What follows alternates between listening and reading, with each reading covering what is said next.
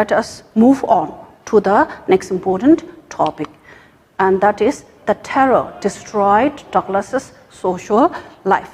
So now if you think about the first lesson on this chapter, which was pre-reading, we talked about the impact or effect of fear, terror in human life. So now we can relate this topic with that topic. Okay? So the terror destroyed Douglas's social life and happiness. How? Let us see. So whenever he went near water, the terror that has seized him in the pool would return to haunt him. So whenever he went to a big water body, like a swimming pool, like a lake, or like a river, the terror that he had experienced in the swimming pool would come back and haunt him. Okay?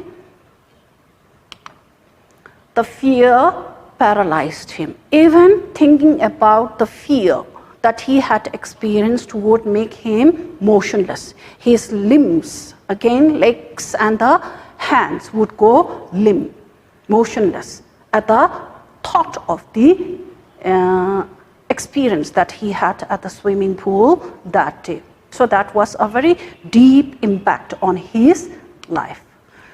This handicap stayed with him as years rolled by. Okay? This experience of terror, this terror did not go away as he grew up. Even though he grew up, the terror, the fear stayed with him. It did not go away. It remained with him. Okay? And it affected his social life and happiness.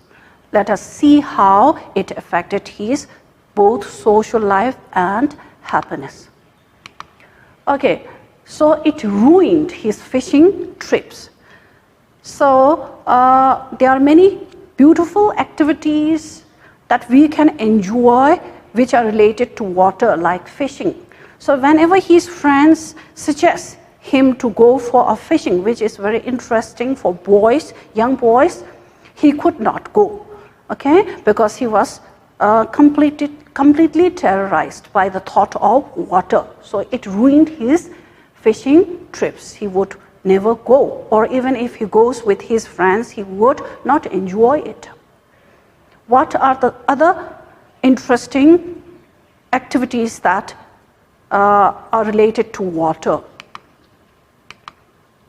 Okay, it deprived him of the joy of canoeing and boating. These are beautiful or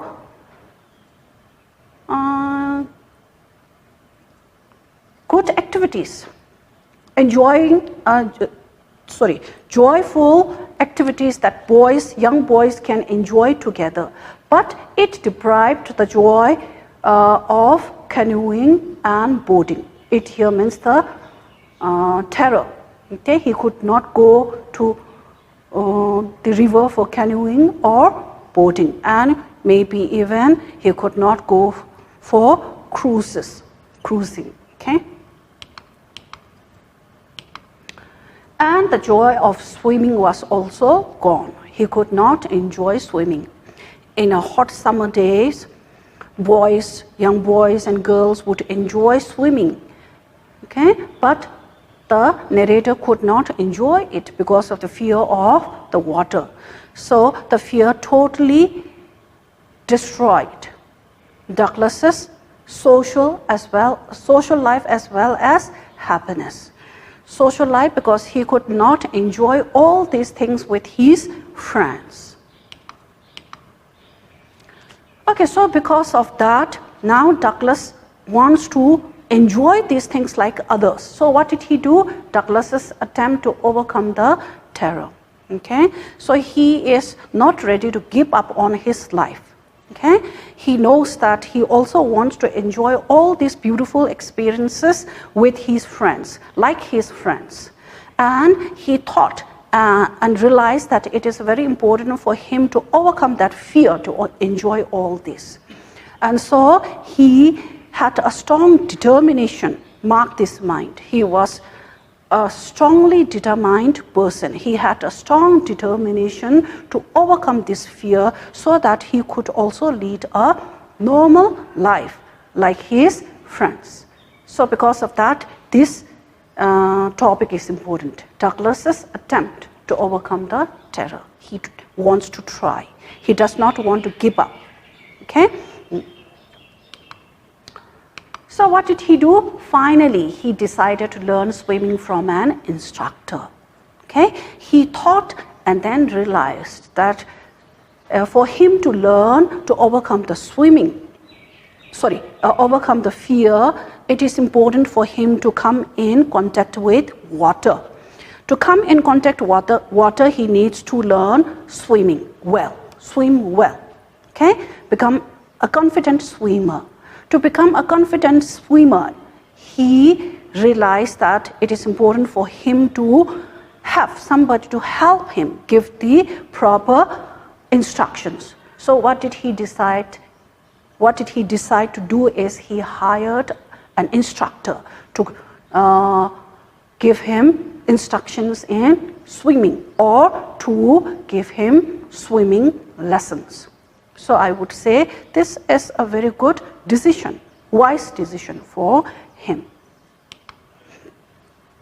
So after hiring the instructor, he went to a pool and practiced 5 days a week, an hour each day. So this shows his determination to overcome the fear.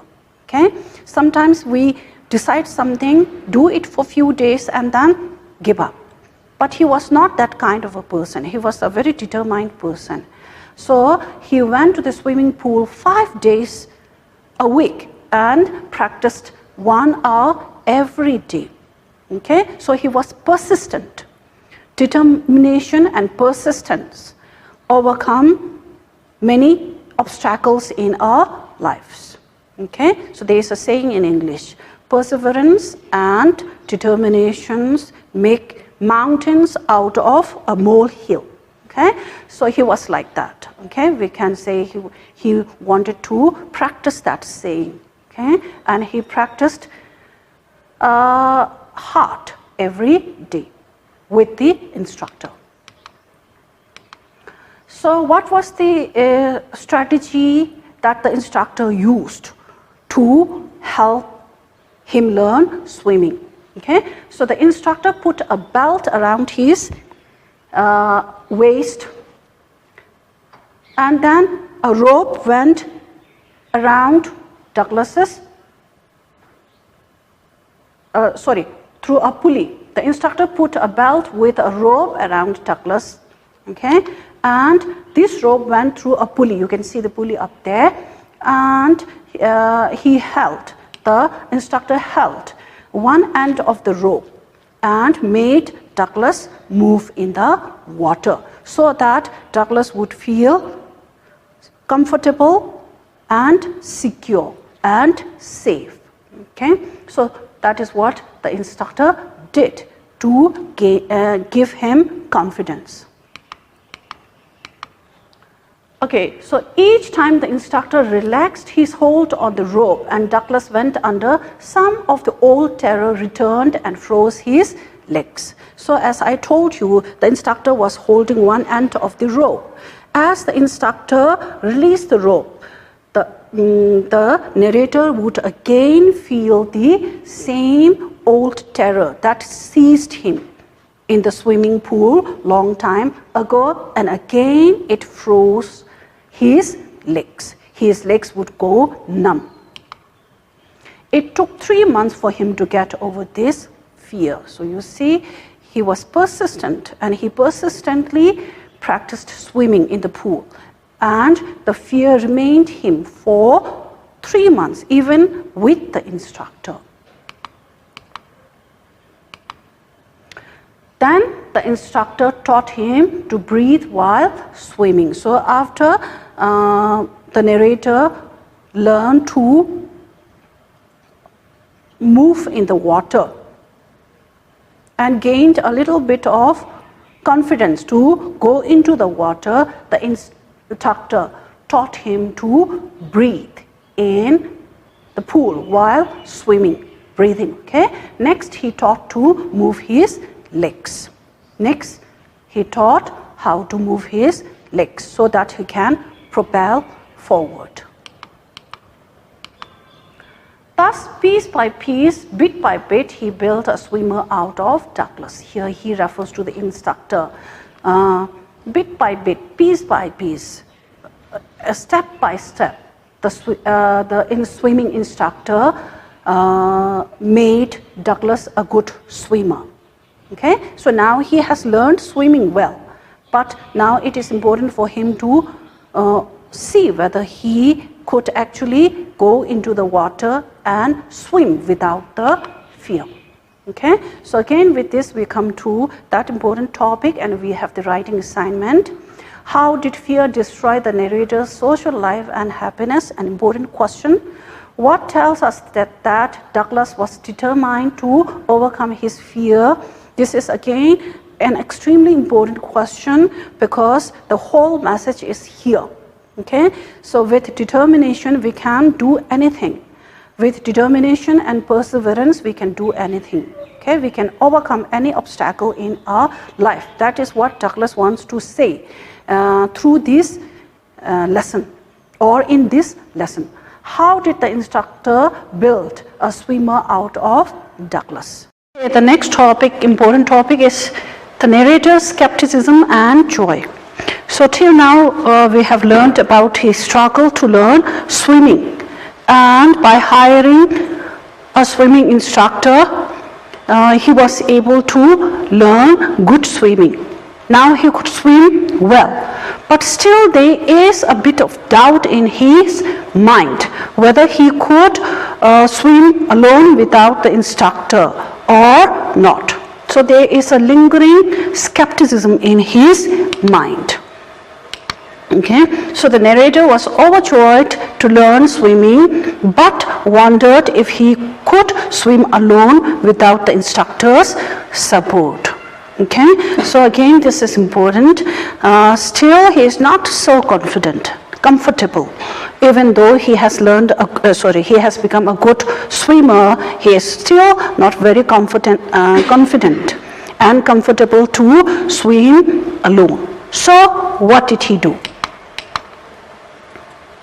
Okay, so what he did is he went to Lake Wentworth in New Hampshire and swam 2 miles across the lake. Okay, so to test whether he could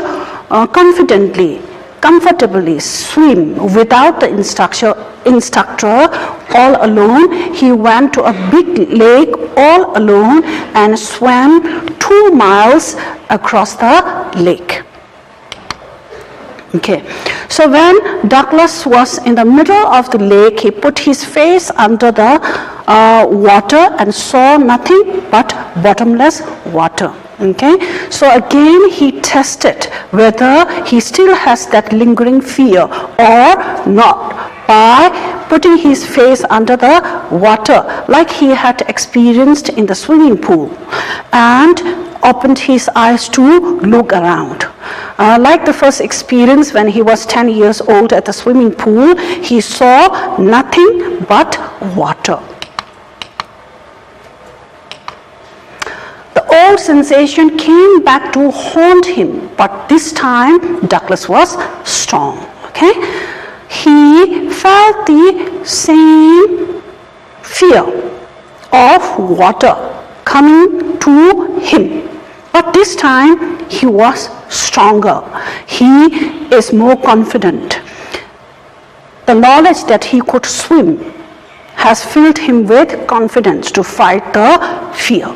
Okay, so he was stronger this time, and he laughed and said, this is important, "Well, Mr. Terror, what do you think you can do to me?"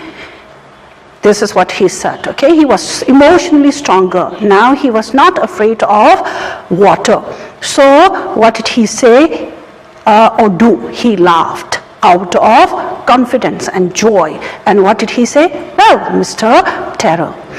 So it is important for you to know who this Mr. Terror is. Okay, Mr. Terror here refers to the water of the lake, or it can also refer to fear, which had tormented him for so many years. And what did he say? What do you think you can do to me? What do you think you can do to me? Means now you cannot do anything to me, because now I am no longer afraid of you. This is what he is saying. What he is telling the fear or the water of the lake. Okay, so this shows us that he is now able to overcome the fear and has become very confident. It fled and he swam on. It fled here refers to the water or the fear, and the figure of speech used here, the literary device used here is personification. The lake water or fear, whatever you say, has been personified, has been given human characteristic. So now as lake water or fear realized that it can no longer terrorize Douglas, it ran away.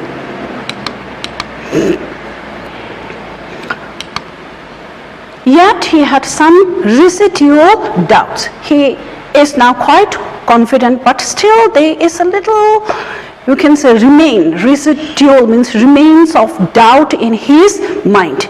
Now he wants to completely clear those doubts. So what did he do?